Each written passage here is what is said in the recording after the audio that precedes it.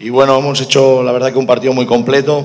Defensivamente el equipo la verdad es que ha hecho una gran presión sobre el rival, no le ha dejado maniobrar, no hemos dejado espacios a la contra, que es donde Racing hace mucho daño por la velocidad de sus jugadores, y a la vez hemos sabido tener también el balón, tener paciencia, circularlo, moverlo, y bueno, hemos generado varias ocasiones. Después de la expulsión, Racing obviamente ha tenido que defenderse y defender su arco. Hemos intentado sobre todo hablar en el medio tiempo, en el entretiempo, de que habíamos de tener paciencia, de que no habíamos de desesperarnos, y bueno, fruto de eso hemos podido conseguir una victoria importante. No, lo bueno que tuvo es la perseverancia, ¿no? Evidentemente todo quiere ver un Guaraní avasallador, la gente muchas veces se empezaba a impacientar porque empezaba a pedir que ataquemos más, pero bueno, en ese momento manteníamos la calma, tratar de manejar el balón, que es lo que hicimos, abrir la cancha, y sabíamos que se iba a dar el gol, ¿no? Con perseverancia, con fe y con confianza, que es lo que tiene, fe en Dios,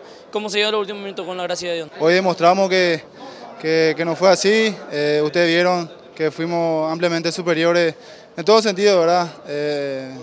Lo manejamos la pelota, tuvimos chances, pero por suerte con este resultado nos vamos un poco tranquilos, te voy a decir, porque se ganó y no nos convirtieron.